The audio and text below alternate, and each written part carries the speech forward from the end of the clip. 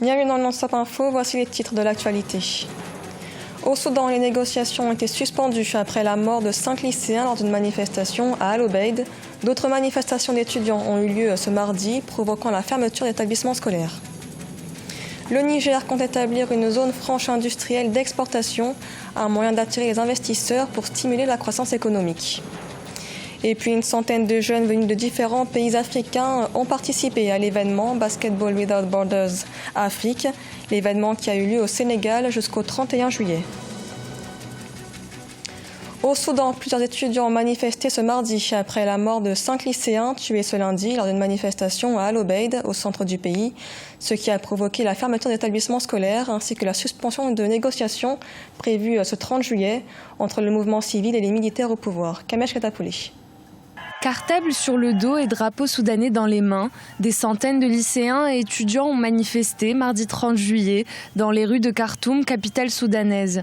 Ils dénoncent la mort de 5 de leurs camarades à l'Obeid ce lundi 29 juillet, tués durant des manifestations.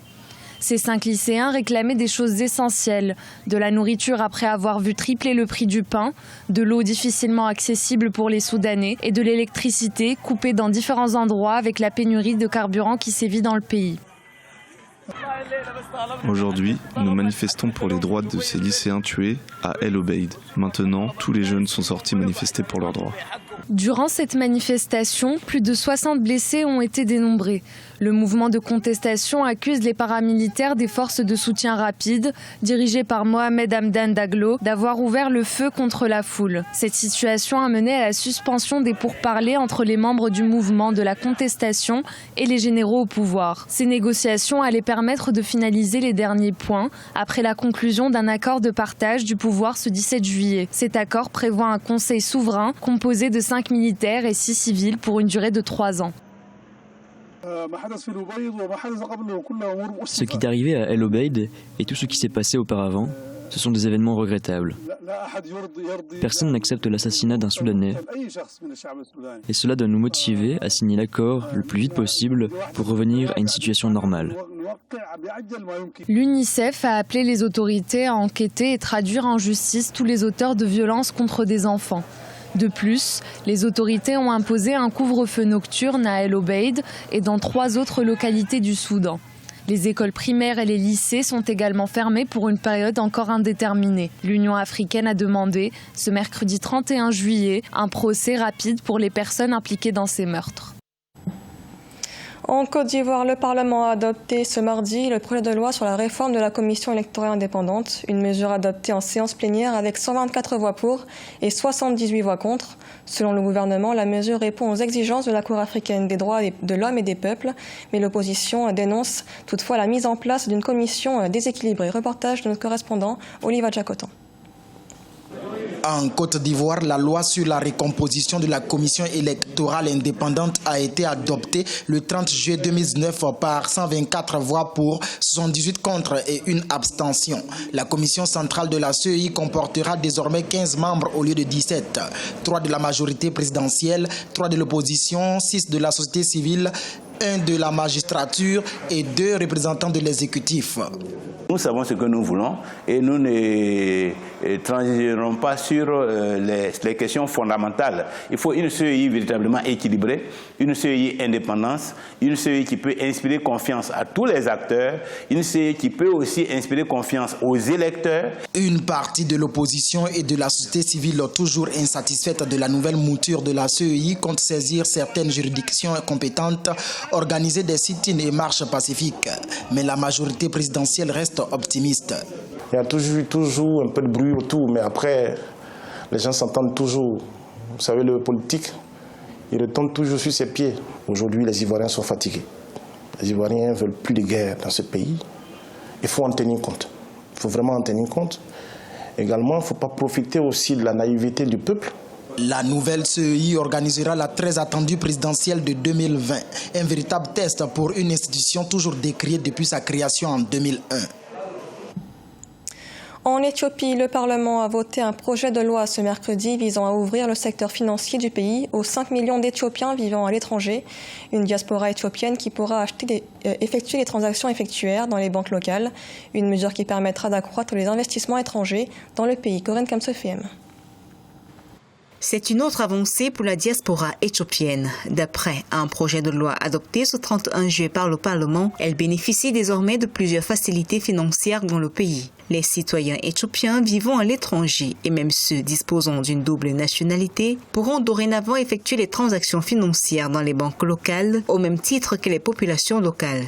Le retour de ces investisseurs en leur permettant d'avoir accès aux comptes bancaires permettra alors de booster l'économie éthiopienne. Et ça, c'est un principal défi que le Premier ministre actuel, Abiy Ahmed, veut notamment entamer pour pouvoir permettre alors évidemment la réconciliation non seulement politique en Éthiopie, mais essentiellement lutter contre les inégalités sociales évidemment en Éthiopie. Cette ouverture s'inscrit dans les grandes réformes initiées par le Premier ministre Abiy Ahmed depuis son arrivée au pouvoir en avril 2018. Elle permettra d'accroître les investissements étrangers dont l'économie de ce pays a tant besoin, mais aussi de renforcer les réserves de change qui se raréfient. L'Éthiopie aujourd'hui, c'est une croissance économique de quasiment 8 à 9% depuis quasiment les 5 dernières années. Et malheureusement, cette croissance économique aujourd'hui n'est pas véritablement inclusive parce qu'elle n'intègre pas essentiellement les Éthiopiens. Le retour de tels investisseurs, en leur permettant d'avoir accès notamment à des comptes bancaires, en leur permettant de pouvoir revenir en Éthiopie en tant que tel, cela va permettre de créer des emplois. La diaspora éthiopienne est aujourd'hui évaluée à près de 5 millions de personnes. En 2017, le montant des fonds transférés par celle-ci au pays a atteint 4,6 milliards de dollars, soit une contribution de 5% au produit intérieur brut. Cette nouvelle loi vient appuyer la création en mars 2019 d'une agence essentiellement consacrée à la diaspora avec comme mission principale d'œuvrer à la pleine participation de cette couche sociale au développement du pays.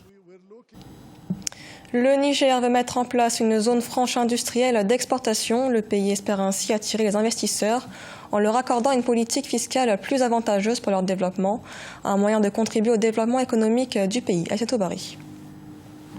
En 2011, il a été estimé que le secteur de l'uranium au Niger a créé environ 3200 emplois directs sur une population totale de plus de 17 millions d'habitants. Un nombre que l'État nigérien veut accroître considérablement en créant une zone franche industrielle d'exportation.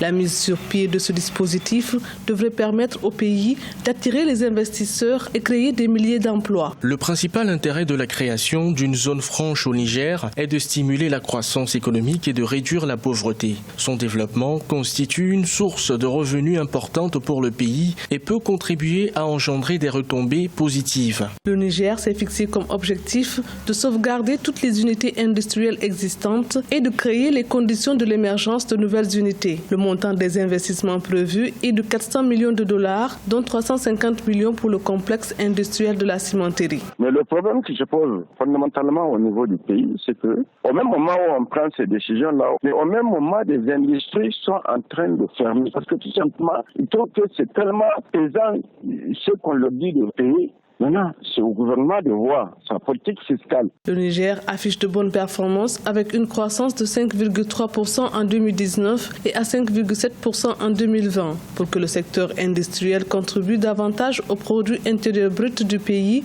certains experts préconisent la mise en place de dispositions adéquates afin de pérenniser les sociétés existantes qui sont confrontées à la mévente et à la concurrence déloyale.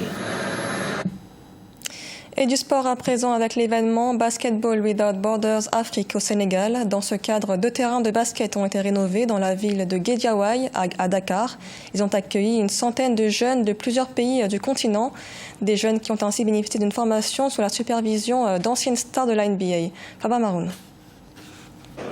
Les populations de la ville de Guédiawaye, l'une des banlieues dakaroises, ont eu le privilège de recevoir des personnalités du basketball venues de la NBA, plus précisément dans la commune de Ndjarem Limamoulaye. Après le camp d'entraînement qui a eu lieu à Diamniadio le 29 juillet, le volet social a également été pris en compte avec, comme fait marquant de cette journée, la réception de 2 terrains de basketball. Il faut se réjouir de cette cérémonie, qui est une cérémonie vraiment indescriptible. Par la pertinence de l'action, par le niveau des invités et par l'importance des acteurs du basket. Et on peut dire que c'est le basket mondial qui s'est retrouvé aujourd'hui à Ndiarème Limamoulaye. Les autorités présentes à cette cérémonie ont exhorté les enfants à promouvoir des valeurs basées sur l'esprit d'équipe tout en maintenant une vie saine. Outre l'aspect sportif, les études sont d'une importance capitale pour l'avenir de ces jeunes. Tout ce qu'on a pu obtenir jusqu'ici, c'est grâce aux études. C'est vrai que nous pratiquons le basket, mais ce sont les études qui nous ont permis de jouer au basket. Si nous n'avions pas étudié, nous ne serions pas à l'université ni même à la NBA. Si l'on est en face de cette génération, il faut qu'on lui fasse comprendre que les études sont importantes. Tout ne se résume pas qu'au basket.